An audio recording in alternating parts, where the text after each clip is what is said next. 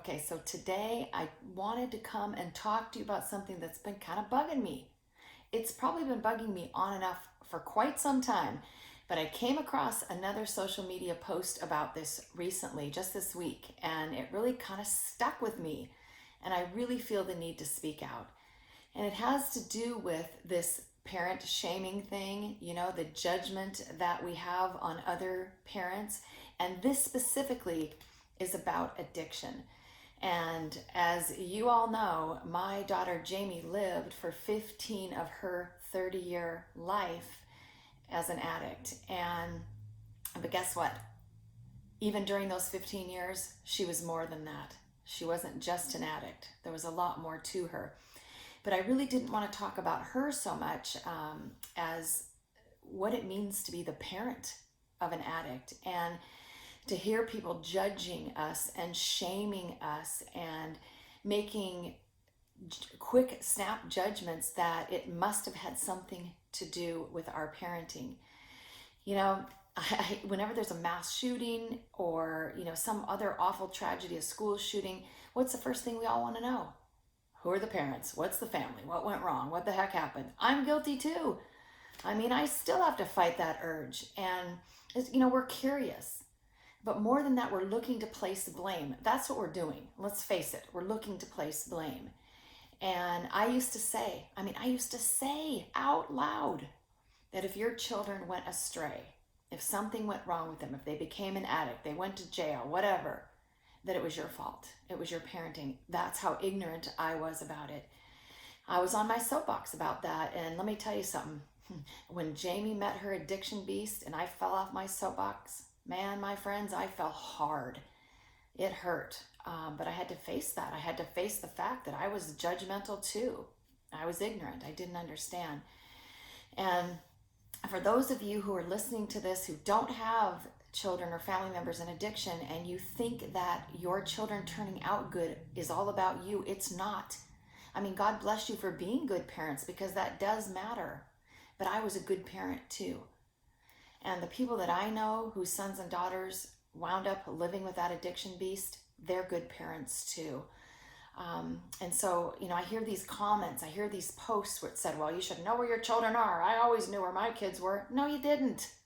I mean, unless they're 4, you did not know where your teenagers were all the time. You thought you did, but you didn't. Unless you were with them all the time, you don't know where they are and what they're doing. And if they turned out good, then you know what? Part of it is luck. I swear to you, it's kind of a crapshoot. This addiction beast doesn't give a rat's how good of a parent you are. The addiction beast doesn't care what your socioeconomic background is, or what the color of your skin is, or where you grew up, or what country you live in, or what color your hair is, or anything else. It doesn't care. It's not discriminatory. It's not judgmental. Everyone's welcome.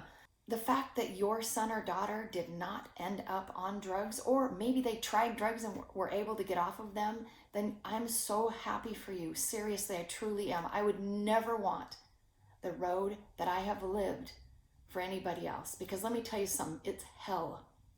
It's hell on earth. And I hope you never have to watch your son or daughter on a freight train headed toward a brick wall.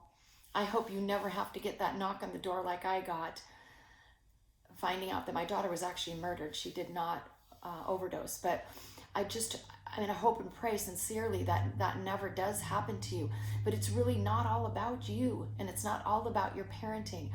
And so when you're looking down on people who are parents of addicts, please come back and listen to this message. Understand that you're just wrong. It's not all about parenting. I don't know one single parent who held their kid down and put drugs in their body. I don't know one single parent that had that beautiful baby cradled in their arms and hoped and prayed one day they'd be the parent of an addict because their little baby was going to become one. And so while I'm really happy right now that we're starting to have a lot more sympathy and empathy and understanding for those living with an addiction beast, I'm glad. We have a long way to go, but I'm glad we're getting to that point. Let's open that same heart up to the families, and especially the parents, because unless you have watched your son or daughter self-destruct and have tried everything you can think of and more to do unsuccessfully. Because unfortunately, we can't control other people. It doesn't matter how much we love them. Unless you've been there, you don't understand what it's like. I encourage you to put your arms around somebody who is the parent of an addict and just tell them you love them. Tell them you'll be there for them. Because let me tell you something, it's hell on earth. And thankfully, I learned how to stand up and fight and found my joy back while my daughter was very lost in the belly of her beast. But it's still not easy. I'm telling you, it's a battle. Parents of addicts, we spend more time wondering what we did wrong than you could ever imagine. We analyze and relive every moment of our child's upbringing, every single possible thing that could have happened to cause this addiction. We go through that moment when we slapped them. We go to that point where we said something. We think about the time we moved and they had to change schools. We go through the most minute details. We analyze and reanalyze and go over and relive because we're trying to find some sense here. We're trying to make some sense of it. And let's face it, we're all looking to place blame. That's what we want to do. We want to place blame. Well, we don't want to blame our children. Why would we want to blame this person we love more than anybody in this world? We don't want to place the blame on them. So we're looking to blame ourselves. So moms and dads of addicts specifically, we carry a ton of shame and guilt until we learn to remove it. At some point during my ride on what I call the roller coaster from hell, people would say, well, just try some tough love. You don't think parents of addicts have tried tough love? And let me tell you something, tough love is not allowing your kids to go to the movies on Friday night. Living as the parent of an addict, I call that excruciatingly painful love. You have no idea what it's like to realize that you are helpless, that you cannot save them, and it is the one thing you would give everything in your world to be able to do. So those parents that are out there, any of you that are parents of addicts, I want you to know that you're more than the parent of an addict. You're a lot more. You're a good person. You're a good parent. And your son or your daughter, unfortunately, they've got a big problem on their hands. Never lose hope for them. Keep praying.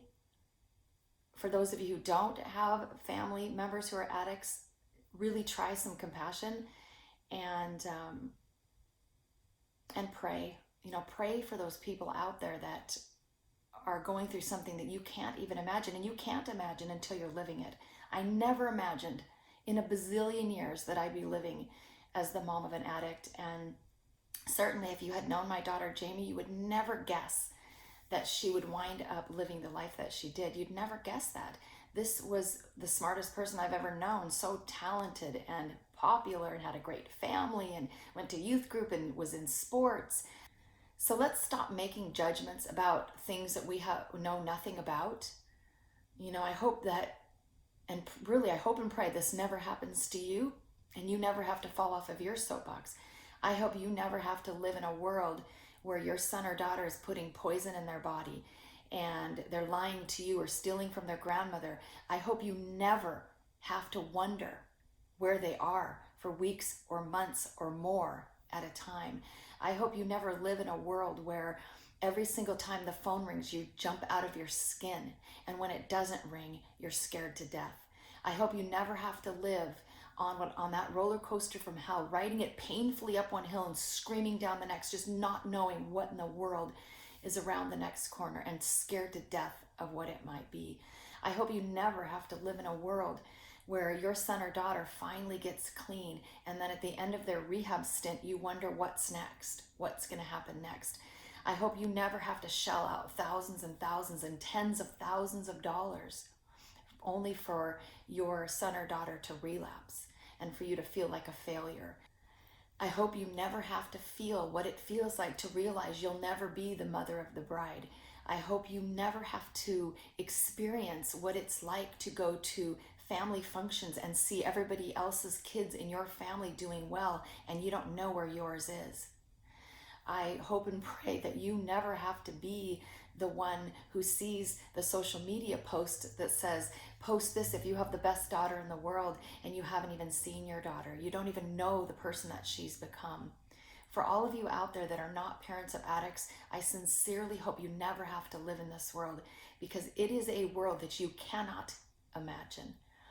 And for those of you that are, I just want you to know that you are loved, and there are people who do understand what you're going through and that do care. Just know that you're not alone.